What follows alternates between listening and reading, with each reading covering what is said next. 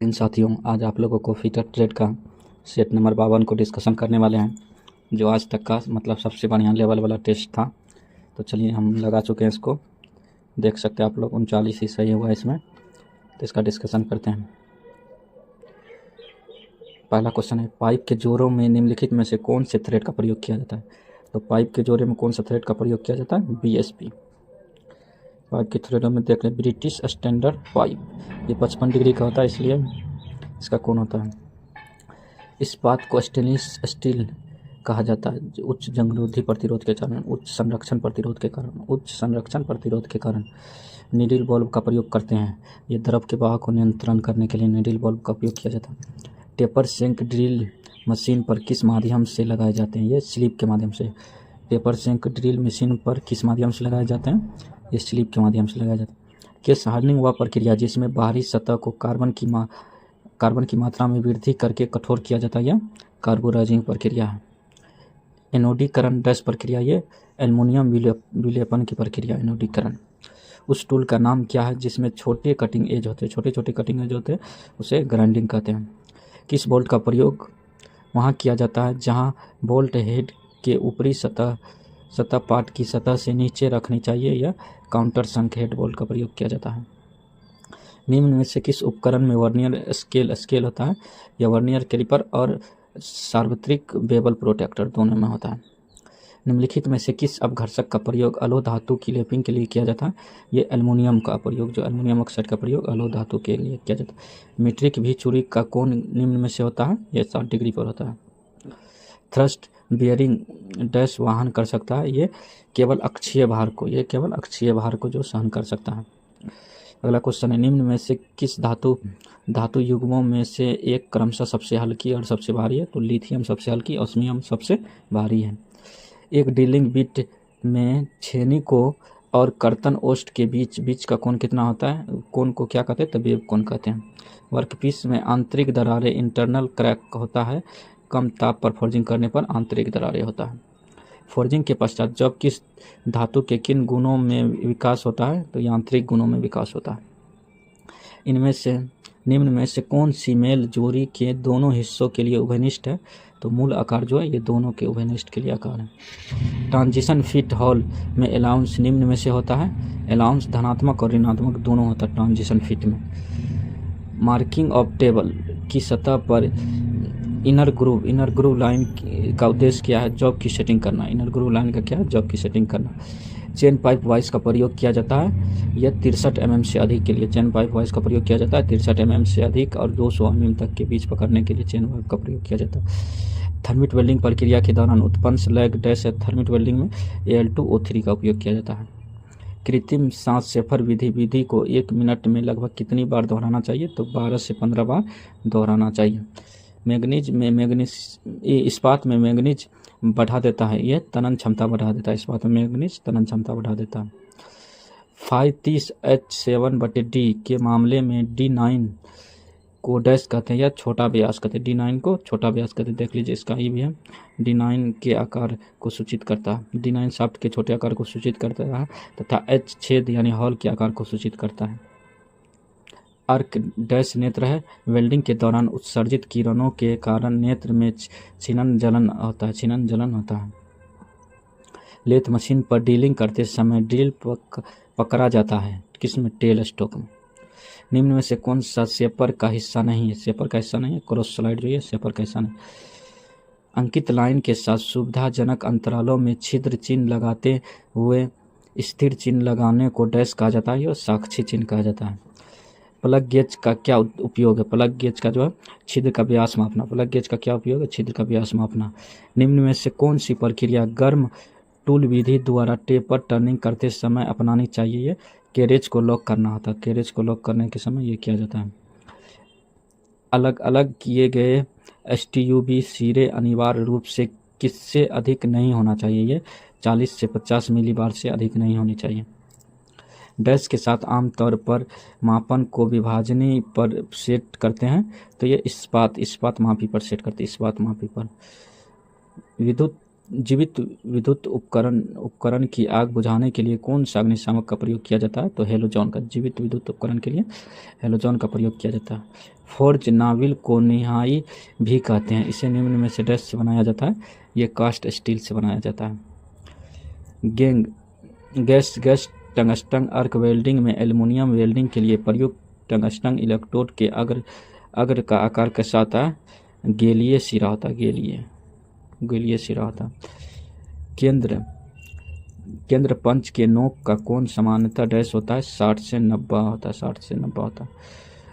निम्नलिखित में से किस प्रकार का घर्षण एक गैर स्नेहिक जनरल बेयरिंग में होता है? तो शुष्क घर्षण जो है एक गैर स्नेहिक जनरल बेयरिंग में होता है। एक ज्वाइंट होता है जिसमें मेंबर्स एक ही प्लेन में होता है, इस ज्वाइंट को क्या कहते हैं? बट ज्वाइंट कहते हैं। एक ज्वाइंट होता है जिसमें मेंबर्स एक ही प्लेन में होता है, इसे बट ज्वाइंट कहते हैं। कंपोनेंट की माप लेते समय क्या निर्धारित किया जाना चाहिए? वास्तविक साइज निर्धारण किया जाना चाहिए। BIS का पूरा नाम क्या है? Bureau of Indian standard. BIS का पूरा नाम ब्यूरो ऑफ इंडियन स्टैंडर्ड। विद्युत झटके से पीड़ित व्यक्ति की पीठ पर छाले होने पर निम्न में से कौन सी कृत्रिम श्वास विधि अपनानी चाहिए? शेफर्ड विधि। शेफर्ड विधि का उपयोग किया जाना चाहिए। ऑक्सी एसिटिलीन वेल्डिंग में पश ज्वलन से बचने के लिए किस गैस को पहले बंद करना चाहिए? एसिटिलीन गैस को।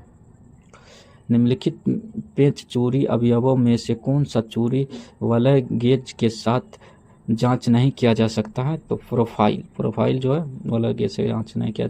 नॉन कोटेड सतह पर मार्किंग के लिए प्रयोग किया जाता है? तो मार्किंग ब्लू का प्रयोग किया जाता है। जॉब शाफ्ट के बीच की दूरी बहुत कम होती है तो किस प्रकार के पट्टे का प्रयोग किया जाता है? V आकार का पट्टा। हेक्सागोनल सॉकेट हेड बोल्ट को डैश के नाम से जानते हैं? काउंटर संक हेड बोल्ट। घर्षण कम करने के लिए डैश पाइपों में एपॉक्सी कोटिंग उपलब्ध कराया गया है? तो DI में ड्यूटिटल आयरन में। किसी निश्चित मात्रा के मापे गए मान का दोहराव डैश कहलाता है? तो सूक्ष्मता कहलाता है। मीट्रिक वर्नियर माइक्रोमीटर की शुद्धता साधारण मीट्रिक माइक्रोमीटर से 10 गुना होता है? तो ये 10 गुना होता है। स्लिप गेजों की हार्डनेस होनी चाहिए 63 HRC से अधिक होनी चाहिए। धीमी गति से चलने वाली शाफ्ट पर किस बेयरिंग का प्रयोग किया जाता है? तो सॉलिड बेयरिंग का प्रयोग किया जाता है। निम्न में से किस फाइल का प्रयोग करके तैयार साइज के निकट लाया जाता है? बास्टर फाइल का प्रयोग करके तैयार साइज के निकट लाया जाता है। हार्डनिंग का उद्देश्य क्या? घिसाव प्रतिरोध के लिए उच्च कठोरता करना हार्डनिंग का उद्देश्य। टेप बोल्ट की विशेषता यह है कि इसमें प्रयोग करने के लिए नट की आवश्यकता नहीं होती। टेप बोल्ट में नट की आवश्यकता नहीं होती। फिलर गेज की पत्ती बनी होती है हाई कार्बन स्टील से। फिलर गेज की पत्ती हाई कार्बन स्टील से। ब्रिटिश और मीट्रिक इकाइयों के मापने के लिए समान वर्नियर लेकिन अलग अलग माइक्रोमीटर का प्रयोग किया जाता है। समान वर्नियर और अलग अलग माइक्रोमीटर का प्रयोग किया जाता है। डैश बियरिंग अक्षीय और तिरछीय दोनों प्रकार के भार सहन करता है? तो एंगुलर कॉन्टैक्ट बॉल बेयरिंग जो ये दोनों प्रकार के भार को सहन करता है। आंतरिक रिसेस के व्यास के मापन हेतु उपयुक्त मानक उपकरण क्या है? 3 बिंदु आंतरिक micrometer.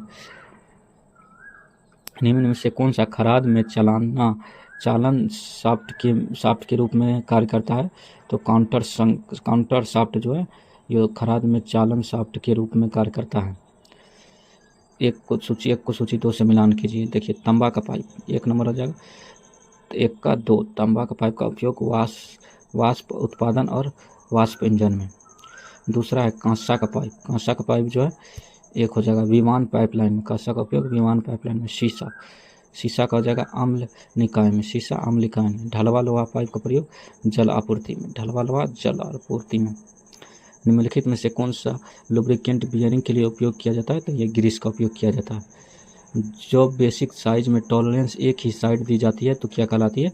Unilateral tolerance. Thread ring gauge का उपयोग क्यों किया जाता है? बाहरी थ्रेड की जांच के लिए। रेडियस गेज के द्वारा कौन सी रेडियस चेक की जाती है? तो ये उत्तल और अवतल दोनों रेडियस चेक की जाती है। जॉब और कटिंग टूल के बीच क्लीनेंस देने के लिए किस एंगल का प्रयोग किया जाता है? तो यह जो है क्लीनेंस एंगल का प्रयोग किया जाता है। तरल पदार्थ के परिवहन का श्रेष्ठतम साधन क्या है? तो पाइप है। इलेक्ट्रिक अर्क वेल्डिंग में प्रयोग की जाने वाली अर्क होती है low voltage high current. Low voltage high current होता है। डैश में लीड पिच के 2 गुने होती है डबल स्टार्ट थ्रेड में। पॉजिटिव ड्राइविंग सिस्टम है, फिसलन की अनुमति नहीं देता। पॉजिटिव ड्राइविंग सिस्टम फिसलन की अनुमति नहीं देता। एक ट्विस्ट ड्रिल की बॉडी की पूरी लंबाई पर प्रदान किए गए खांचे को फ्लूट कहते हैं। निम्नलिखित में से कौन सा एक अस्थायी रूप से जोड़ने वाला है? तो यह वेल्डिंग अस्थायी रूप से है। कृत्रिम एब्रेसिव कौन से होते हैं? तो ये एल्युमिनियम और सिलिकॉन ऑक्साइड दोनों हैं। किसी मशीनिंग प्रक्रिया में कटिंग तरल का प्राथमिक कार्य क्या है? घर्षण को कम करना। किसी मशीनिंग प्रक्रिया में कटिंग तरल का काम है घर्षण को कम करना। पारंपरिक ढंग से एक खराद मशीन में छीलन प्रक्रिया द्वारा किस प्रक्रिया की सतह उत्पन्न करता है? किस प्रक्रिया की सतह उत्पादन करता है? तो बेलनाकार उत्पादन करता है। पाइप डाई एक है हस्तचालित उपकरण है। इस प्रकार से सेट नंबर 52 कंप्लीट होता है। अगर आप सभी को अच्छा लगता है तो ज़रूर से ज़रूर देखें और लाइक सब्सक्राइब जरूर करें। Thank you.